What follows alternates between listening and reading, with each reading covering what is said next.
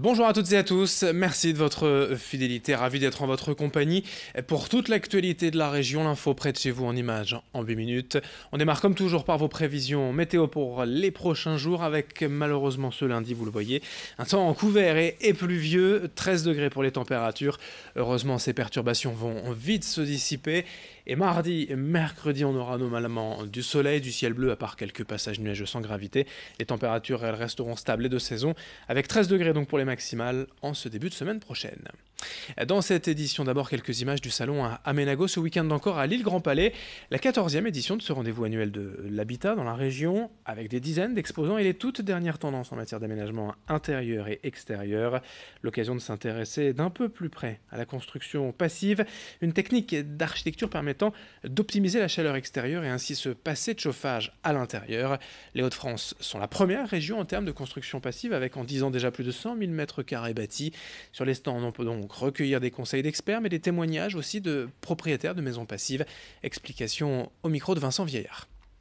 Quand on veut construire passif, il faut rencontrer un concepteur de maison passive. C'est un métier, soit un architecte qui est diplômé, soit un bureau d'études. On vient avec son budget, on vient avec ses envies. J'aime le bois, j'aime la brique. En fait, une maison passive, on peut faire avec tous les matériaux. C'est une méthode, on fait ça avec tous les matériaux. Et puis, ce concepteur de maison passive va créer votre projet et vous aurez votre nombre de mètres carrés. Et suivant les choix que vous avez faits, on évalue le surcoût entre 0 et 9% par rapport à une maison RT 2012. Par contre, si vous venez déjà avec les plans, avec un projet RT 2012, de transformer en passif, le surcoût est entre 9 et 14%.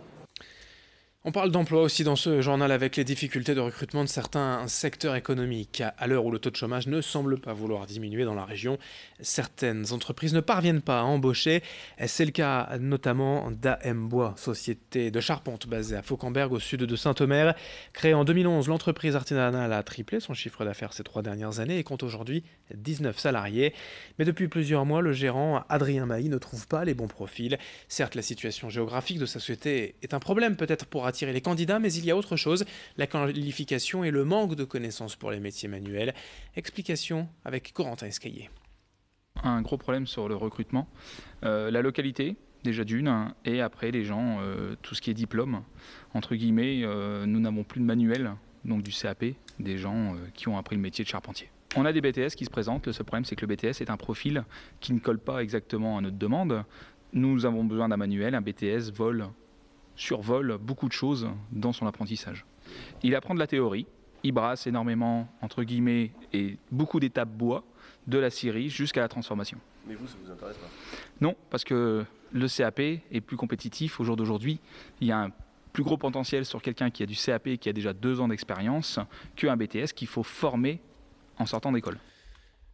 On enchaîne avec toute autre chose. Le témoignage d'une mère célibataire à Tourcoing, Elodie et Simon, subit depuis 2013 des problèmes d'humidité dans son logement et ses 2 enfants de 3 et 9 ans souffrent d'ailleurs aujourd'hui, selon elle, de complications respiratoires à cause de ces conditions de vie.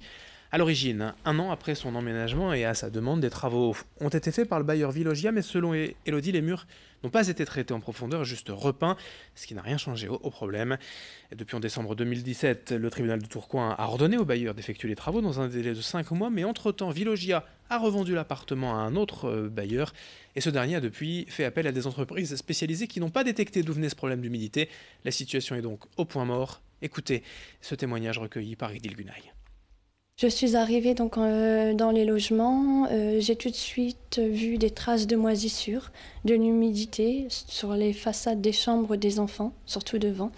Derrière aussi, il y avait beaucoup de moisissures, beaucoup, mais vraiment beaucoup. C'était invivable, irrespirable. J'ai tout de suite alerté donc mon ancien bailleur qui était Vilogia, en vain. Je vis avec mes enfants qui ont une bronchopathie sévère au niveau des bronches qui s'inflamment. Ils ont énormément d'asthme. Ils sont en détresse respiratoire quand ils sont au sein de mon logement. C'est devenu invivable. J'ai des médecins, j'ai énormément de suivi. Mes enfants, ils ont 3 à 4 séances de kiné respiratoire par jour. Ils sont énormément bien suivis, ils sont épaulés par le CHR de Lille. Là, franchement, à l'heure d'aujourd'hui, je sature au niveau du logement. Je n'ai plus de VMC cuisine, je n'ai plus de VMC salle de bain, je n'ai plus de VMC toilette. J'ai un dégât des eaux qui persiste depuis 4 ans. 4 ans que je ne cesse de répéter à mon bailleur de venir en urgence. Là, depuis une semaine, je me retrouve sans électricité, sans courant. Je ne peux même plus accéder à ma salle de bain. On ne peut plus dormir dans les chambres. Notre seule pièce unique reste le salon, la salle à manger et la cuisine. Je n'ai plus que ça. Je soigne mes enfants avec des aérosols respiratoires, avec des machines également, avec des corticoïdes. Même la médecine aujourd'hui ne savent plus quoi donner par rapport à leur bas âge, par rapport aux doses.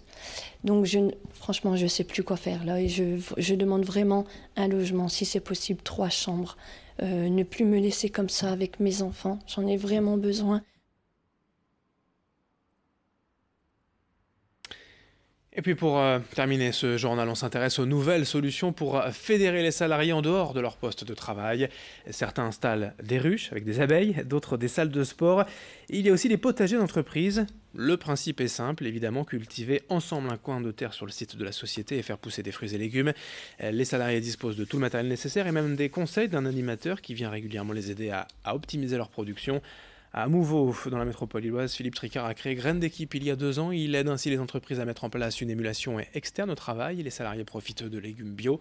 Explication sur place au micro de Xavier Silly.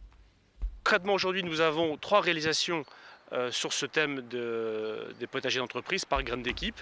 Et notre projet, c'est effectivement de développer ce concept sur l'année 2019. L'avantage de celui-ci, c'est qu'il s'intègre aussi complètement dans les réflexions du moment qui touchent l'environnement, le fait de manger des légumes bio, de faire soi-même ses légumes.